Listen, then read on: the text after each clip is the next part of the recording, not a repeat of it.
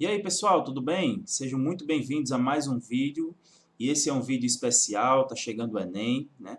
Hoje são 13 de outubro de 2017. Se você está vendo esse vídeo assim que ele foi lançado, né, no YouTube, então falta aí pouco menos de um mês para o Enem 2017, né? Então, esse material aqui, esse conteúdo, é um conteúdo que eu preparei exclusivamente para a nossa área de membros, lá do Isso é Exatas, mas devido ao período, né, um mês para o Enem, eu resolvi disponibilizar para vocês. Então, vai ficar na internet, tá? 2017, 2018, enquanto existir internet, vai ficar aí disponível para vocês, para engajar o pessoal, para motivar você que está meio desmotivado, para estudar para o Enem, né? Então, se você está vendo esse vídeo em 2017 e ainda não fez o Enem, então, gente, olha só, essas dicas aí são importantes para vocês. Eu preparei isso aqui para a gente discutir um pouquinho sobre essa parte de números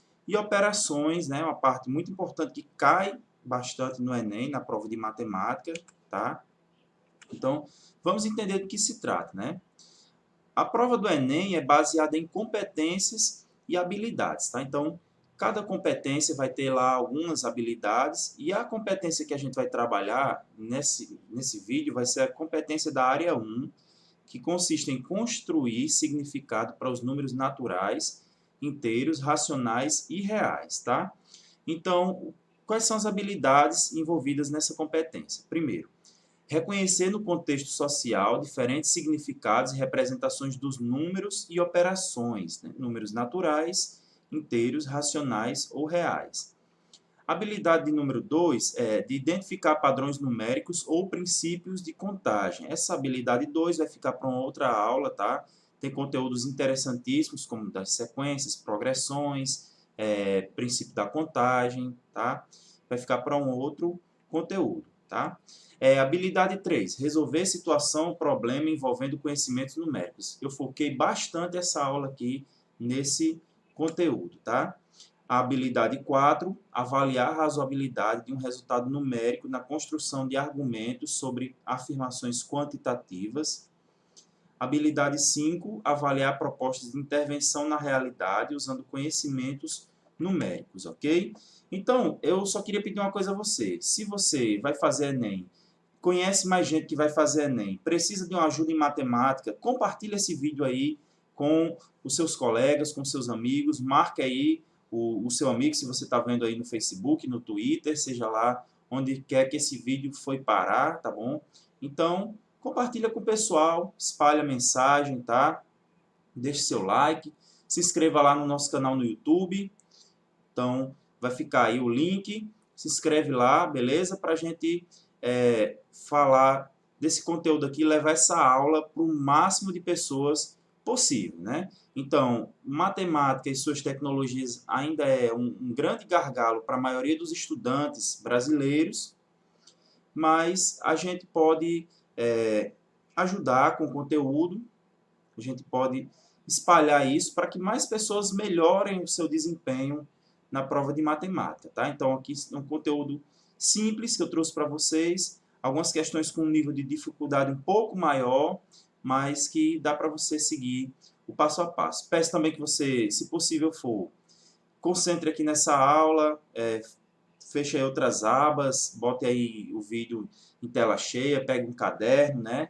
Então, caso você não queira ver esse vídeo agora, mas reserve um momento para você ver esse vídeo por completo, fazer todas as anotações, ok? E qualquer coisa estamos aí, deixe suas dúvidas nos comentários do vídeo, tá? Ou da página que você estiver vendo esse conteúdo que eu vou ler e, se possível for, respondo os comentários, tá? Eu sempre leio todos os comentários e então vamos lá, vamos para as questões.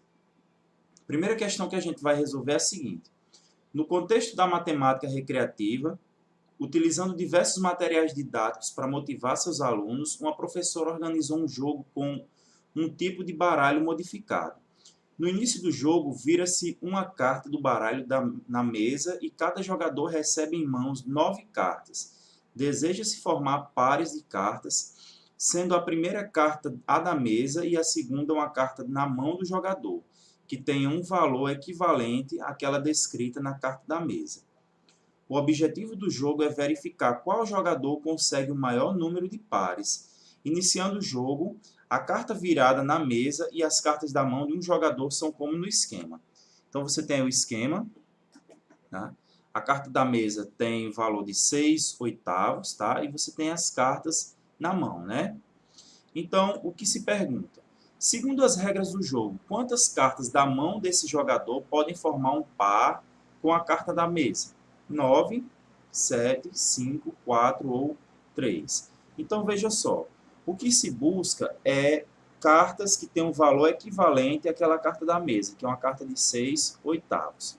Eu vou transformar esse número 6/8 em um valor decimal, porque é mais fácil da gente associar. Frações, existem infinitas frações equivalentes a 6/8, mas em número decimal só tem esse 0,75, tá bom? Então veja só, analisando cada uma das cartas da mão desse jogador, né? Vamos lá pegar cada uma, né? 75%, 3,4% e assim por diante. A carta de 75% vai ter o seguinte valor: 75% é 75 sobre 100, né?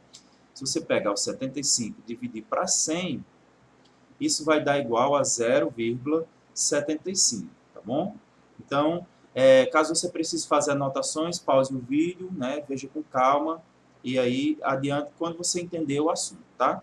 75% então é equivalente a 0,75. Então, aqui nós já temos uma carta equivalente, né? A carta da mesa. Próxima carta, 3,4, que é diferente de 0,75. Então, essa daqui não entra na nossa contagem, não é equivalente, tá? Outra carta, 34%, que é igual a 34 sobre 100, que é igual a 0,34. Essa daqui não é equivalente, então também não entra na nossa contagem. Só vai entrar se forem iguais a 0,75. 0,75 é igual a 0,75, mais uma carta que entra na nossa contagem, então essa aqui é 2, ok? 4,3 é diferente de 0,75, então não entra na nossa contagem. 7,5 é diferente de 0,75, né? Então também não entra. 4/3 é igual a 1,333, que não é a mesma coisa que 0,75, também não entra na contagem. 6,8 também é diferente, não entra. 3/4 é igual a 0,75, também entra, né? Então, aqui mais uma carta, a de número 3. Então, ao todo, pessoal, nós vamos ter 3 cartas com valor igual a 0,75, né? Isso de formas equivalentes, tá? Então, você vai marcar aí a alternativa que diz que são 3 pares, né? Ou seja, a alternativa é, beleza? Vamos a mais uma questão. Questão 2, que diz o seguinte: o gerente de um cinema fornece anualmente ingressos gratuitos para escolas. Esse ano serão distribuídos 400 ingressos para uma sessão vespertina e 320 ingressos para uma sessão noturna de um mesmo filme. Várias escolas podem ser escolhidas para receberem ingressos. Há alguns critérios para a distribuição dos ingressos. Primeiro, cada escola deverá receber ingressos para uma única sessão. 2. Todas as escolas contempladas deverão receber o mesmo número de ingressos. 3. Não haverá sobra de ingressos, ou seja, todos os ingressos serão distribuídos. O número mínimo de escolas que podem ser escolhidos para obter os ingressos, segundo critérios estabelecidos, é 2, 4, 9, 40 ou 80 escolas. Então, o que se busca aqui é saber de que forma esses ingressos serão distribuídos para que a gente possa distribuir de maneira igual para as escolas e que as escolas, cada escola vai em um só turno, né? Então, veja só, na verdade, o que está se buscando também é saber qual vai ser o máximo divisor comum de 400 e 320. Né? Esse máximo divisor comum vai ser a quantidade de ingressos distribuídos por escola, certo?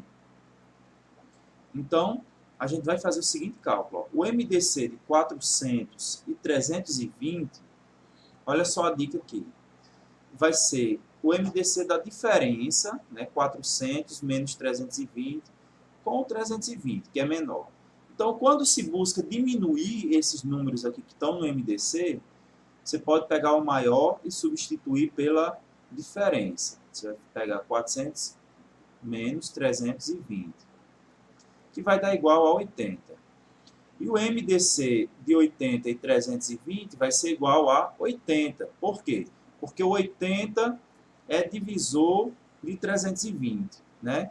Então, como o 320 é múltiplo de 80, segue que o MDC de 400 e 320 é igual a 80. Logo, pessoal, esse cinema distribuirá 80 ingressos por escola. Como ao todo nós temos 720 ingressos, quando você dividir 720 por 80, você vai ter um total de 9 escolas. Então, no mínimo, 9 escolas serão contempladas com esses ingressos e cada uma receberá 80 ingressos, tá? Então, qual a alternativa que você marca que dá 9? A alternativa correta dessa questão vai ser a letra C, ok? Vamos para mais uma questão. Segundo dados apurados no Censo 2010, para uma população de 101,8 milhões de brasileiros com 10 anos ou mais de idade e que teve algum tipo de rendimento em 2010, a renda média mensal apurada foi de R$ 1.202. A soma dos rendimentos mensais dos 10% mais pobres correspondeu a apenas 1,1% do total de rendimentos dessa população considerada, enquanto que a soma dos rendimentos mensais dos 10% mais ricos correspondeu a 44,5% desse total. Qual foi a diferença em reais entre a renda média mensal de um brasileiro que estava na faixa dos 10% mais ricos e de um brasileiro que estava na faixa dos 10% mais pobres? R$ 240,40. Letra B, R$ 548,11. Letra C, R$ 1.723,67. Letra D, R$ 4.026,70. Ou letra E, R$ 5.216,68. Então, pessoal, nós vamos resolver essa questão da seguinte forma. Vamos fazer um cálculo para a gente ver qual vai ser o total de rendimentos, ou seja, a soma dos rendimentos de todos os habitantes, tá?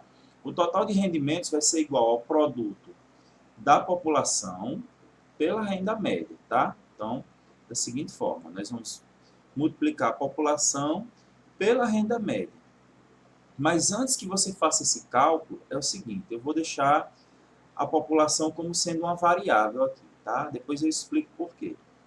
Então, se você quer saber o total de dinheiro que foi de rendimentos da população brasileira, você vai multiplicar a população pela renda média, R$ 1.202. Assim sendo, para os 10% mais pobres, que ficaram com 1,1% desse total, nós teremos o seguinte, ó, vamos calcular quanto é 1,1% desse total aqui, ok?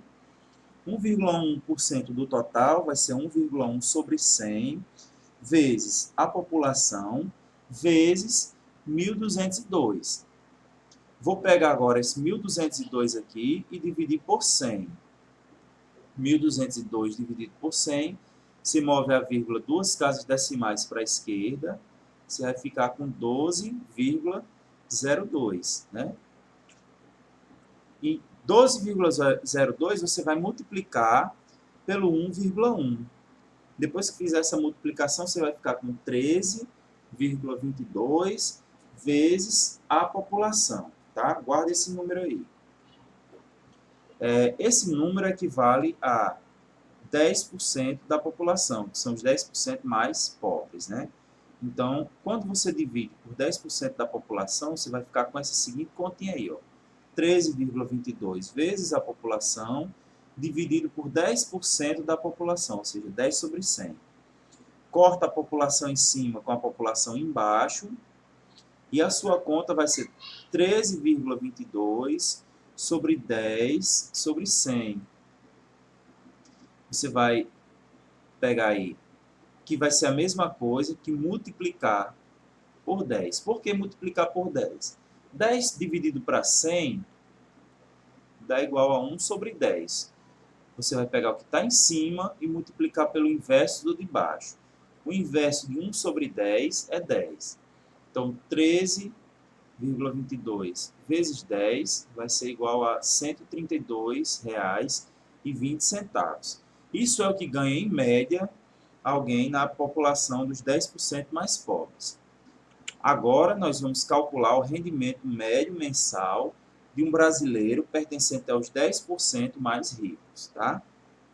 Então, 44,5% do total é o que ganha a população de 10% mais rica, né? Você faz a seguinte conta, 44,5 sobre 100 vezes a população vezes 1.202.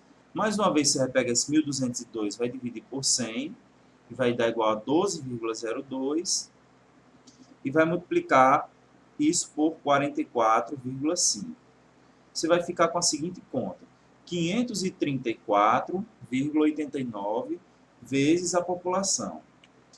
Aplicando os 10% da população, né, dividindo pelos 10% da população, nós teremos um rendimento médio de R$ 5.348,90, tá?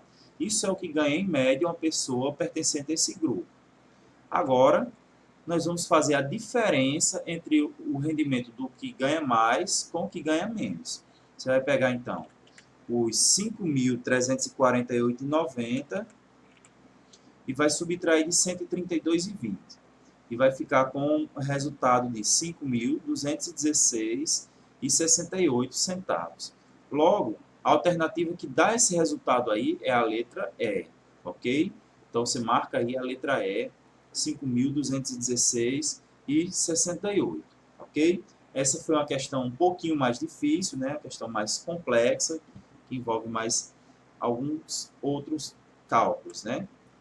Vamos aqui para outra questão. Essa questão aqui envolve escala e envolve porcentagem, tá? Questão relativamente simples, que diz assim: deseja-se comprar lentes para óculos. Aliás, pessoal, só uma correção. Essa questão aqui é uma questão que vai envolver apenas números decimais, né? Representação de números decimais. Deseja-se comprar lentes para óculos. As lentes devem ter espessuras mais próximas possíveis da medida 3 milímetros. No estoque de uma loja, há lentes de espessuras 3,10 mm, 3,021 mm, 2,96 mm, 2,099 mm e 3,07 mm. Se as lentes forem adquiridas nessa loja, a espessura escolhida será em milímetros de... Então, qual dessas lentes será escolhida, né? Se a gente quer a que tenha a menor diferença em relação àquela de 3 milímetros. Então, vamos fazer o cálculo da diferença de uma por uma, tá? Então, vamos calcular as diferenças de 3 milímetros para os demais valores. 3,10 menos 3 milímetros vai dar igual a 0,10. Guarda esse valor aí. 3,021 menos 3 dá igual a 0,021. 3 menos 2,96 vai dar igual a 0,04. 3 menos 2,099 vai dar igual a 0,901. 3,07 menos 3 vai dar igual a 0,07. Então, colocando essas diferenças em ordem crescente, nós precisamos identificar quem é o menor desses números, né?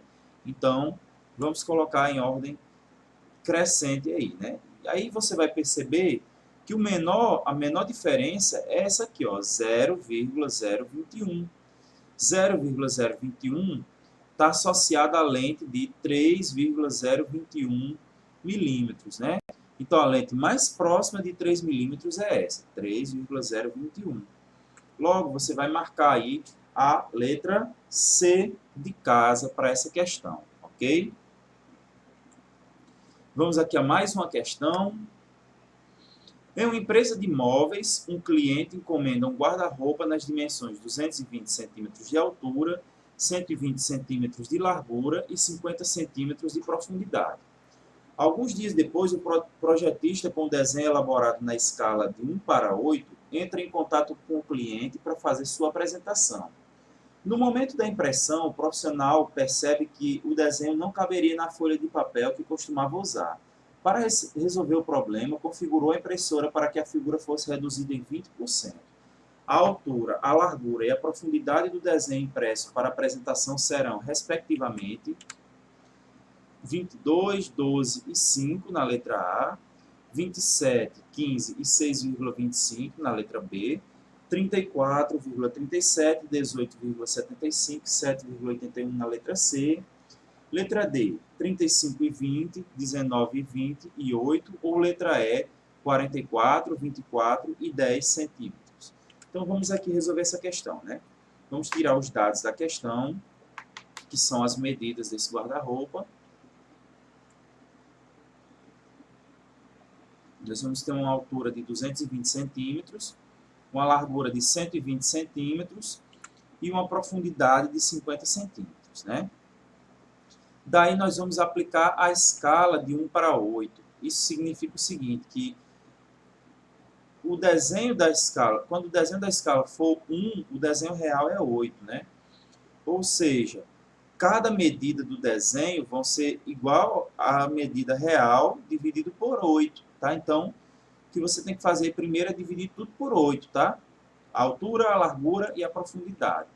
Daí nós vamos ter o seguinte, ó, a altura vai ficar 220 dividido para 8, que vai dar igual a 27,5 centímetros. A largura, 120 dividido para 8, vai dar igual a 15. E a profundidade, 50 dividido por 8, vai dar igual a 6,25 centímetros. Próxima etapa da questão é a gente aplicar agora a redução de 20%. Aplicar uma redução de 20% significa o quê? Deixar esse desenho com tamanho de 80%. Não é isso? Então, 80% é a mesma coisa que multiplicar por 0,8, né? Então, vamos multiplicar cada um desses números agora por 0,8. 27,5 vezes 0,8 dá igual a 22. 15 vezes 0,8 dá igual a 12.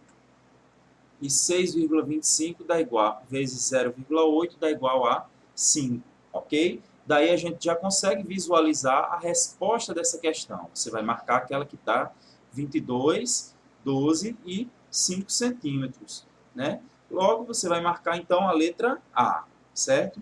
A letra A dá essa opção de 22, 12 e 5 centímetros, ok?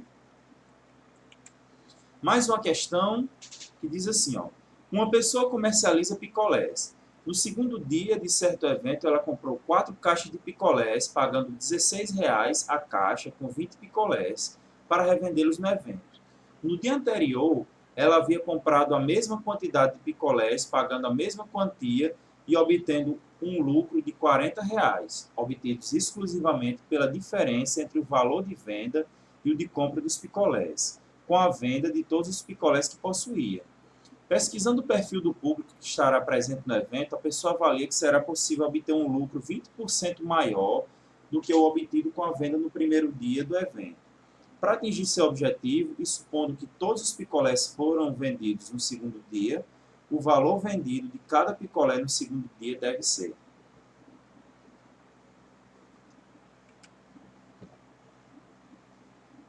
R$0,96, R$1, R$1,40, R$1,50 ou R$1,56.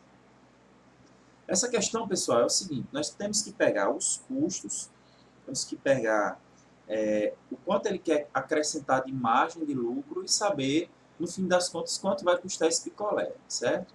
Então, vamos chamar o L1 de lucro do primeiro dia, L2 o lucro do segundo dia. E levar em consideração que o lucro do segundo dia deve ser 40% maior, ou seja, você vai pegar o lucro do primeiro dia e vai multiplicar por 1,40, tá?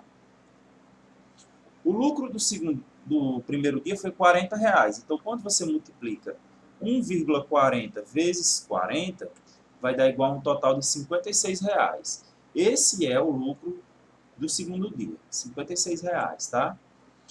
O cálculo que nós vamos fazer é o seguinte, olha, a receita, que é o quanto ele conseguiu juntar, né, o apurado, vai ser igual ao lucro mais os custos, tá? Então, você tem lucro e você vai ter custos, e a soma deles dois vai ser a receita, né? A receita, então, vai ser 56, que é o lucro que ele espera, mais 4 vezes 16, tá? Ou seja, vai ser 56 mais 54, que vai dar R$120. Certo? Então, ele espera ter uma receita de R$120. Agora, para a gente saber quanto vai custar o picolé, nós vamos dividir essa receita pela quantidade de picolés vendidos. Tá?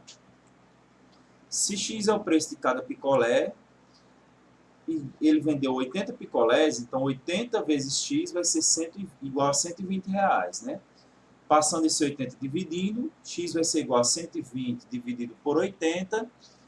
120 dividido por 80, quando você faz a conta, vai dar igual a 1,50, tá? Então, cada picolé deve ser vendido a 1,50 e a resposta dessa questão é a letra D de dado, ok? Então, só resumindo como foi que nós fizemos a questão, primeiro calculamos o lucro, tá? Que deveria ser 40% maior. Em seguida, calculamos a receita, somando o custo ao lucro, e pegamos a receita e dividimos pela quantidade de picolés vendidos, tá? Com isso, nós obtivemos o preço de cada picolé, beleza? Vamos para mais uma questão de escala, questão que diz assim: um pesquisador, ao explorar uma floresta, fotografou uma caneta de 16,8 centímetros de comprimento ao lado de uma pegada. O comprimento da caneta C, a largura L e o comprimento C da pegada na fotografia estão indicados no esquema. Daí você pode ver o esquema, né? A caneta e a pegada.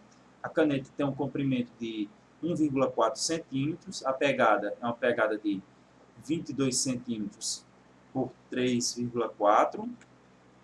Né? E a questão pergunta: a largura e o comprimento reais da pegada em centímetros são respectivamente iguais a... Então vamos lá. O que nós precisamos encontrar inicialmente é a razão entre o tamanho real da caneta e o tamanho mostrado na foto. Tá? A caneta vai ter 16,8 centímetros e vai aparecer com um tamanho de 1,4 centímetros na foto. Né? Se você reparar aqui, ó, você vai ter um comprimento de 1,4, quando na realidade a caneta tem 16,8 centímetros. Isso aqui, esses dois dados aqui ajudam a você encontrar a proporção entre o tamanho real e a foto, tá? Então, 16,8 dividido para 1,4 dá 12. Isso significa que o tamanho real é 12 vezes maior do que o que aparece na foto. Certo? Então, basta agora multiplicar a largura e o comprimento da pegada por 12. Né? Bem simples. Você vai pegar 2,2 vezes 12, que dá 26,4, e vai pegar 3,4 e multiplicar por 12, que vai dar igual a 40,8. Assim, pessoal, a alternativa que você vai marcar, que dá esses resultados aí, 26,4 e 40,8, é a alternativa D. Certo? Ok? Então, vamos para mais uma questão. Essa aqui é a nossa última questão, uma questãozinha que envolve porcentagem, envolve matemática financeira. Tá? Ela diz assim: um casal realiza um financiamento imobiliário de R$180 mil a ser pago em 360 prestações mensais, com taxa de juros efetiva de 1% ao mês. A primeira prestação é paga um mês após a liberação dos recursos e o valor da prestação mensal é de R$500, mais juros de 1% sobre o saldo devedor, valor devido antes do pagamento. Observe que a cada pagamento o saldo devedor se reduz em R$ 500 e considere que não há prestação em atraso. Efetuando o pagamento dessa forma, o valor em reais a ser pago ao banco na 10ª prestação é de... Então, veja só, isso é uma questão que envolve parcelas decrescentes, né? Na 10ª prestação, já terão sido pagas 9 parcelas, né? Então, é importante se calcular o quanto foi amortizado e qual será o saldo devedor nessa data, tá? Quando a gente fala de amortização, a gente está falando do que foi reduzido já na sua dívida, tá? Então, é sempre importante a gente lembrar o seguinte, que toda parcela é dividida em amortização e juros. A amortização é o que você paga para deixar de dever, e os juros é o custo da operação financeira, tá? Então, o banco sempre cobra essas duas coisas, né? A amortização, que você vai pagar o que você deve, e os juros, que é a taxa que é referente ao empréstimo, né? Então, se foram 9 parcelas, você vai multiplicar 9 por 500, né? Então, você vai pegar os 180 mil, que é o saldo devedor antigo, menos 9 vezes 500, que isso vai dar igual a 180 mil menos 4.500, você vai ficar com 175.500. Assim, esse é o seu saldo devedor. É sobre ele que você tem que aplicar a taxa de juros de 1%, tá bom? Então, 1% de 175.500 vai dar igual a 1.755. Esses são os juros que ela vai pagar na 10ª parcela, R$ 1.755. Somando isso à amortização, nós teremos o seguinte, 1.755 mais 500, que vai dar um total de R$ 2.255. E esse é o valor da 10ª parcela, tá? Logo, você vai marcar aí a letra D, de dado, ok? Então, galera, se você assistiu esse vídeo até o fim, eu quero agradecer a você, quero parabenizar pelo seu empenho, desejar boa sorte no Enem, tá bom? Qualquer coisa nós estamos aí à disposição, né? Temos aí esses vídeos gratuitos no nosso canal, a gente está sempre atualizando, sempre trazendo coisa nova, espero que você tenha gostado. Mais uma vez, peço que deixe seu like, compartilhe aí para ajudar o canal a crescer, para que mais pessoas possam aprender matemática conosco. E caso você tenha interesse de algo a mais, tenha interesse de estudar conosco, eu vou deixar aí na descrição desse vídeo também como você pode ficar sabendo do nosso curso online, tá bom? A gente vai abrir as inscrições, se você está vendo esse vídeo agora em outubro, você vai ver lá que as inscrições estão encerradas, mas se você deixar lá o seu e-mail, assim que a gente abrir novas turmas, a gente vai entrar em contato com você e você vai ficar sabendo aí de tudo, beleza? Então, bons estudos, um grande abraço e até o próximo vídeo.